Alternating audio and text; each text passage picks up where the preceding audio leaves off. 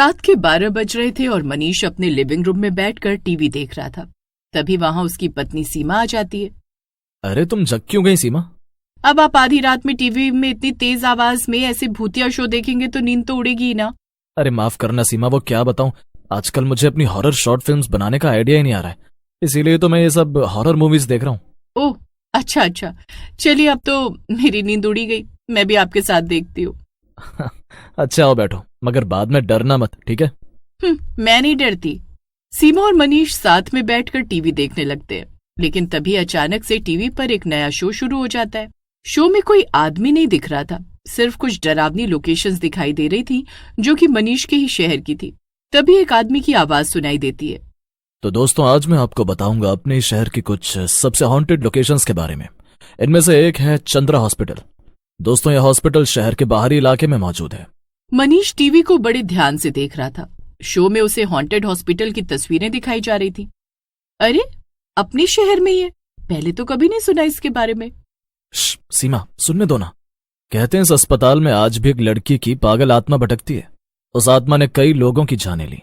उसकी वजह से इस हॉस्पिटल में इतनी भयंकर आग लगी कि कई लोग जलकर मर गए। इसी वजह से इसे अपने शहर की सबसे डरावनी जगहों में से एक माना जाता है। सीमा। हाँ क्या हुआ? मुझे अपनी नई शॉर्ट फिल्म बनाने की लोकेशन मिल गई। चलो अब अपने कमरे में चलते हैं, बहुत नींद आ रही है और कल से बहुत सारा काम है। मनीष एक शॉर्ट फिल्म डायरेक्टर था और ये शो देखकर उसे एक बहुत बढ़िया आइडिया आ गया था। वो उठकर अपने कमरे में चला जाता है, मगर जब सीमा टीवी बंद करने जाती है तो चौंक जाती है। अब उस डरावने शो की जगह अचानक से कुछ और आने लगा था। अरे अभी तो वो शो चल रहा था, फिर ये टीवी सीरियल कब चालू हो गया? छोड़ो भाई, सोने जाते हैं। सीमा भी सो जाती है। अगले दिन ही मनीष अपनी पूरी टीम को लेकर वो हॉस्पिटल जाने के लिए निकल जाता है। लगभग 1 घंटे का सफर तय करने के बाद वो सब वहां पहुंचते हैं। रघु, देख रहे हो ना कितनी मस्त लोकेशन है, बस इसे अपने कैमरे में अच्छे से रिकॉर्ड करना। हाँ वो तो ठीक है मनीष, मगर ये लोकेशन अचानक से कैसे मिल गई और कल मिली, आज तुम यहाँ आ भी गए। हमारे पास तो अभी स्क्रिप्ट भी नहीं है। अरे रघु, मेरे पास एक स्क्रिप्ट रखी है, बस लोकेशन की जरूरत थी। चलो पहले हम हॉस्पिटल के अंदर चलकर देखते हैं। मनीष हॉस्पिटल की तरफ देखता है। उसे एक अजीब सा एहसास होता है। इतना बड़ा हॉस्पिटल, एक टाइम पर यहाँ कितने लोग आते जाते होंगे, और आज यहाँ भूत चुड़ैलों के होने की अफवाहें थी। मनीष को इन सब बातों पर बिल्कुल भी यकीन नहीं था, मगर फिर भी उसे इस तरह की शॉर्ट फिल्म्स बनाना बहुत पसंद था। यही उसका काम था। वो अपनी टीम के साथ हॉस्पिटल के अंदर जाता है। मनीष के साथ उसका फोटोग्राफर रघु और साथ में श्रेया थी, जो उनकी स्क्रिप्ट लिखने में मदद करती थी और साथ ही लाइटिंग का काम भी संभालती थी।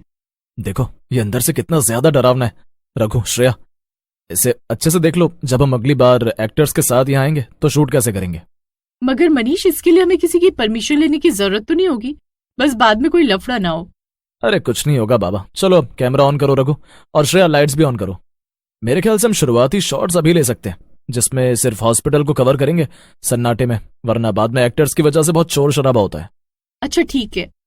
रघु कैमरा ऑन करके हॉस्पिटल के चारों तरफ घुमाता है। कैमरे की स्क्रीन पर हॉस्पिटल के अंदर का अंधेरा और भी गहरा दिखाई देने लगता है। लाइट्स ऑन होते ही अंधेरा कुछ हद तक गायब हो जाता है। सब कुछ साफ साफ दिखाई देने लगता है। हर तरफ धूल मिट्टी जमा थी। ये सब बिल्कुल किसी डरावनी फिल्म जैसा लग रहा था। यार मनीष, बात तो तुम्हारी सही थी, कैमरे में ये जगह असल से भी ज्यादा डरावनी लग रही है। तीनों धीमे धीमे आगे बढ़ते हैं। सबसे पहले बगल में एक बड़ा सा रिसेप्शन एरिया था, जहां पर रिसेप्शन का बोर्ड रखा हुआ था। उसे रिकॉर्ड कर तीनों और आगे जाते हैं। उनके चलने की आवाज पूरे ग्राउंड फ्लोर पर गूंज रही थी। फिर भी सन्नाटा इतना था कि तीनों एक दूसरे की सांसों की आवाज सुन पा रहे थे। लेकिन तभी अचानक से एक तेज आवाज आती है, जैसे हॉस्पिटल में कहीं कोई दरवाजा खुला हो, मगर किस फ्लोर पर ये पता नहीं। ये क्या था? मुझे यहाँ अच्छा नहीं लग रहा। अरे यार तुम लोग भी ना, कुछ भी नहीं है, कहीं बाहर से कोई आवाज आई होगी। और देखो जरा जगह को, यही तो चाहिए था हमें, रियल हॉरर फिल्म। चलो ऊपर की मंजिल देखते हैं, ऐसे हवा से आने वाली आवाजें मूवी में जान डाल देंगी। मनीष की बात सुनकर दोनों चुप हो जाते हैं। तीनों धीमे से सीढ़ियों की तरफ बढ़ते हैं। जैसे वो पहली मंजिल पर पहुंचते हैं, सामने एक बड़ा सा हॉल था, जिसमें कई अलग अलग कमरे बने हुए थे। ये शायद पेशेंट्स के रूम थे। देखो परफेक्ट हॉन्टेड हॉल है, ठीक से रिकॉर्ड करो रघु। रघु चलते हुए हॉल और कमरों को रिकॉर्ड करने लगता है। कमरों में मरीजों के बेड पड़े हुए थे। लेकिन तभी पीछे से किसी के चलने की आवाज आती है। रघु मुड़कर देखता है। मनीष और श्रेया अपनी जगह पर खड़े थे, मगर चलने की आवाज पीछे से आई थी। मनीष, तुम्हें वो सुनाई दिया? हाँ, शायद हवा होगी। लेकिन हॉस्पिटल के अंदर हवा का नामो निशान तक नहीं था।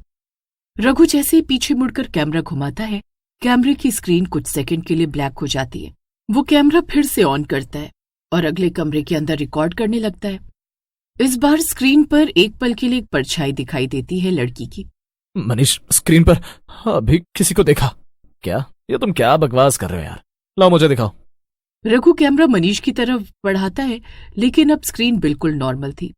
नहीं मनीष, मैंने भी कुछ देखा था। तभी अचानक से ऊपर वाले वार्ड से किसी लड़की के हंसने की आवाज आती है। वो हंसी नॉर्मल नहीं थी, टूटी हुई, डरावनी और दर्द से भरी।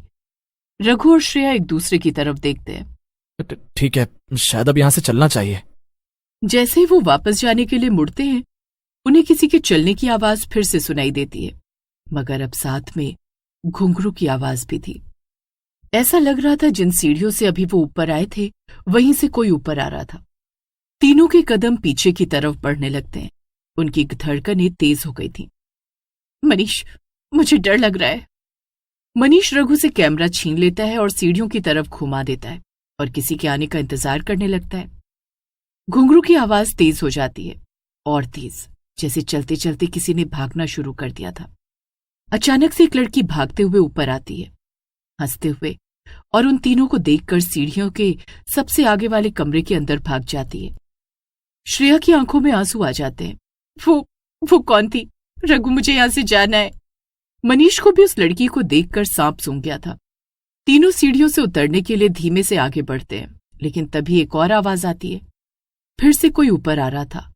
एक नर्स चलते हुए ऊपर आती है और उनके सामने आकर खड़ी हो जाती है। उसके कपड़ों पर खून लगा था, उसकी आंखें बिल्कुल काली थीं और वो उन्हें देखकर मुस्कुराने लगती है। ओहो, फिर से हॉस्पिटल में नए पेशेंट आ गए, पर हॉस्पिटल तो बंद है, कल आना। इतना कहकर वो नर्स भी उसी कमरे में चली जाती है जहां वो लड़की भागते हुए गई थी। तभी हॉल में एक आवाज गूंजती है, वही आवाज जो कल रात मनीष को टीवी शो में सुनाई दी थी। तीनों के रोंगटे खड़े हो जाते हैं। वो भागना चाहते थे, मगर उनके पैर सुन्न पड़ चुके थे। पीछे से दरवाजे की दस्तक होती है। तीनों मुड़कर देखते हैं। आवाज कॉरिडोर के आखिर में बने पुराने ऑपरेशन थिएटर से आई थी। धीरे धीरे अंधेरे से वही लड़की बाहर आती है। उसका चेहरा जला हुआ था। वो उन्हें देखकर मुस्कुराती है।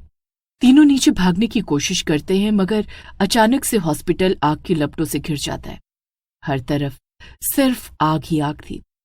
वो लड़की आग में खड़ी अभी भी मुस्कुरा रही थी।